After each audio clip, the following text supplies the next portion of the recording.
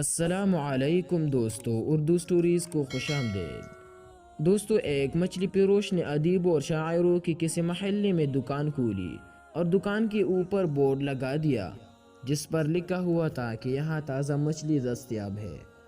اس کے بعد ایک ادیب صاحب کا وہاں سے گزرنا پڑا۔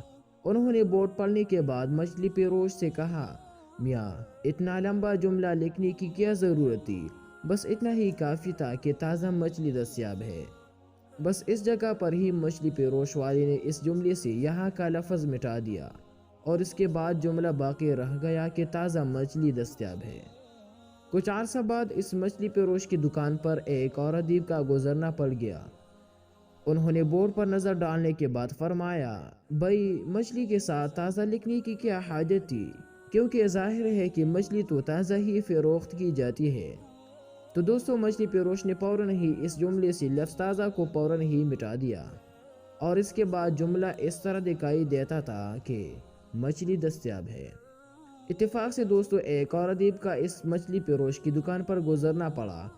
انہوں نے عینک سیدھی کرتے ہوئے بورڈ کو پڑھا اور تفسیرہ فرمایا، مچھلی دستیاب ہے۔ اس کے بعد اس نے بھی کہا کہ بھائی اتنے بڑے جملے لکھنے کی کیا ضرورت تھی، کیونکہ مچھلی تو دستیاب ہی ہوتی ہے۔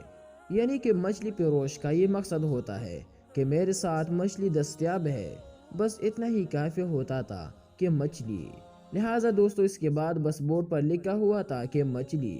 اتفاق سے پھر وہاں پر ایک اور ادیب گزر رہا تھا کہ اچانک اس کا نظر اس مچھلی فروش والی دکان کے بورڈ پر پڑا اور دیکھا کہ اس پر لکھا تھا کہ مچھلی۔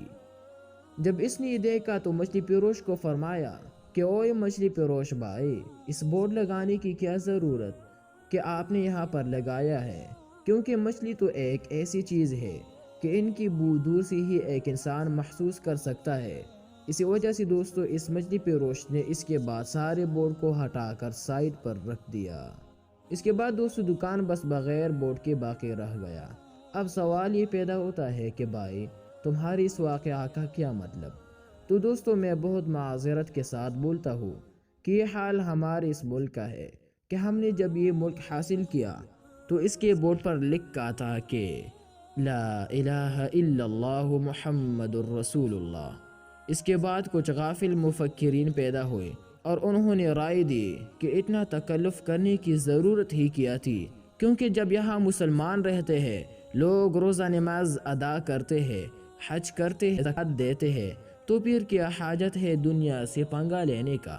لہٰذا ہمارے فروشوں نے اس کلمہ کو غائب ہی کر دیا اور ہم اسے ڈھونڈ ڈھونڈ کر تک گئے، لیکن کہیں پر بھی وہ کلمہ ہمیں نظر نہیں آ رہا ہے، نہ اقتداروں کی ایوانوں میں، نہ معیشت کے بازاروں میں، نہ محلوں میں، اور اسی طرح نہ گلیوں اور گھروں میں۔